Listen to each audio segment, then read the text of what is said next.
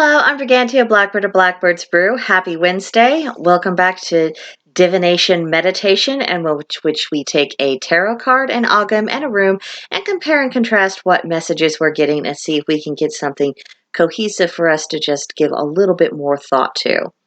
So let us begin. Our tarot is the Knight of Cups. The Knight of Cups, of course, as all knights, is a messenger, and with cups you can tell that there's watery emotion. This means emotion, intuition, nostalgia, dreaming, all that sort of thing.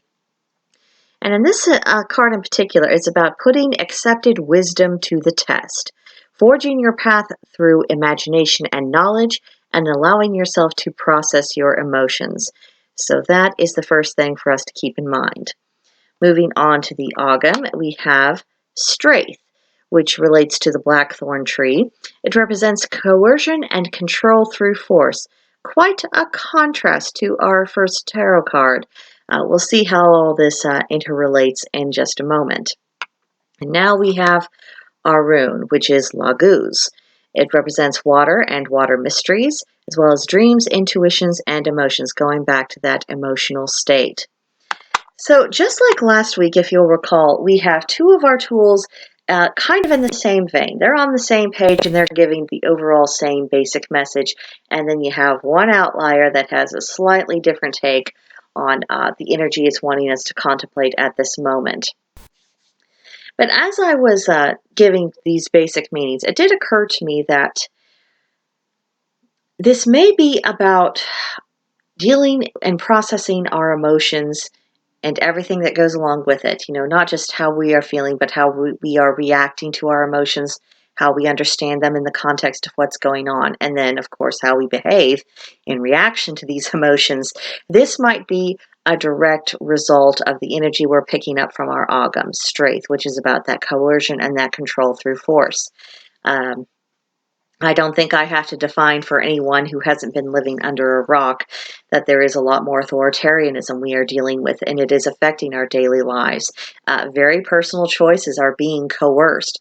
There is an attempt to control human beings through force or through intimidation or through shaming or through saying you'll have all these horrible consequences. You won't be able to live a normal life. You'll be an outcast to society if you don't do X, Y, and Z. These are really loud, shrill voices, and it requires a constant opposition to even attempt to keep them in check. We can't live in this kind of environment without it taking an emotional toll, and that is the feeling that I'm getting both from the tarot card and the rune. And when it comes to dealing with emotions, particularly the Knight of Cups, with how we are processing our emotions, that tells me that when we are all, struggling to figure out how to deal with current events and how they're affecting our lives, this isn't a time for emotional suppression. It doesn't mean that we completely lose our minds and, act any which way, but we can't actually suppress it. And this actually brings to mind a conversation I was listening to on another channel. It's called Pagan Coffee Talk, which if you haven't checked them out, by all means, go to their channel, hear what they have to say. There have been some interesting conversations, and they are worth listening to. But last week, they were having a conversation. It wasn't so much about how to deal with your emotions, but it came up in the course of the discussion. And the gentleman was saying about it's not learning to control your emotions, it's learning to understand them. And that's what he really focused on teaching. And that got me thinking about it is a different matter between understanding our emotions and controlling them.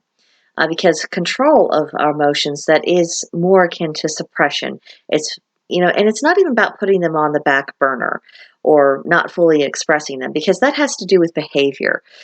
But controlling our emotions, I think, is more so an attempt to not feel them.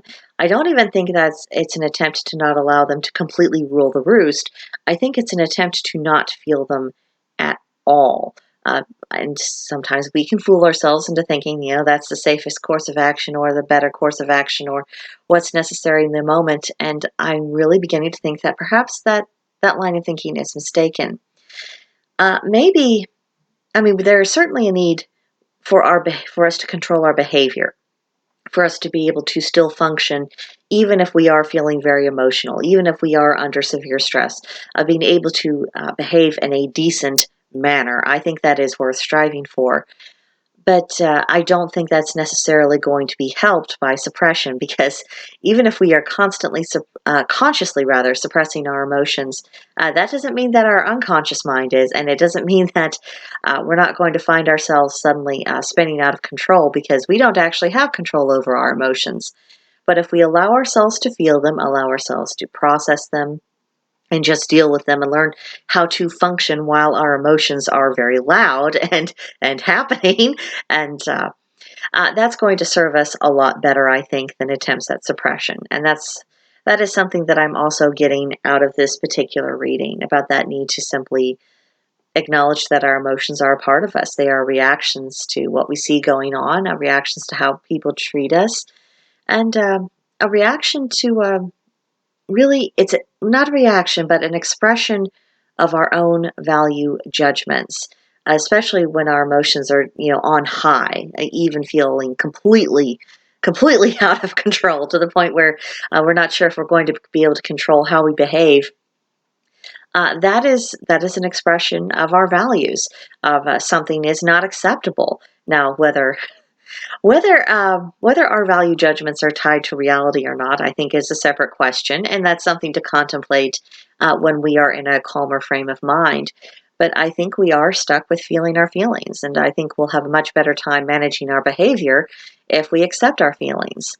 And because Straif came up, and that going back to the idea of control, of coercion, and being controlled, and people using force to control us instead of persuading us or relying on argumentation, like civilized human beings. Because let's be clear, coercion and trying to control people through force, that is an uncivilized behavior. I don't care how many laws you have that supposedly back you up. I don't care, what your position is. If you're using coercion, if you are trying to use force to control what people do or what they say, you are an uncivilized barbarian. You are completely unfit for society, and you are the problem, not the rest of us who think we are adults and we are capable of making our own choices. So now that we have that little tangent taken care of, because that is so much in our face, I think it is. I'm really taking this as a warning of not only what's going on, but what is going to continue to come for a little while. Unfortunately, I think a lot of bad ideas are coming to fruition. If you really want to do your research, pardon me, the seeds for the situation we're currently dealing with, it was planted long, long ago, as in over 100 years ago. But the harvest has come, and we're just going to have to get through that. And apparently that's going to involve a bit of wear and tear on our emotions. But forewarned is forearmed. Practice better coping skills now. I think that's some pretty good advice to take going forward from this particular reading. Now, I'm going to leave it here. I obviously need to get myself a glass of water. My throat's and my voice is getting away from me. But if you haven't joined our Discord group already, please come join us on Blackbird's Brew. There's a link to join in the description box below. In the meantime, please subscribe to this channel, like the video, leave a comment. I'll see you in another one. Bye-bye.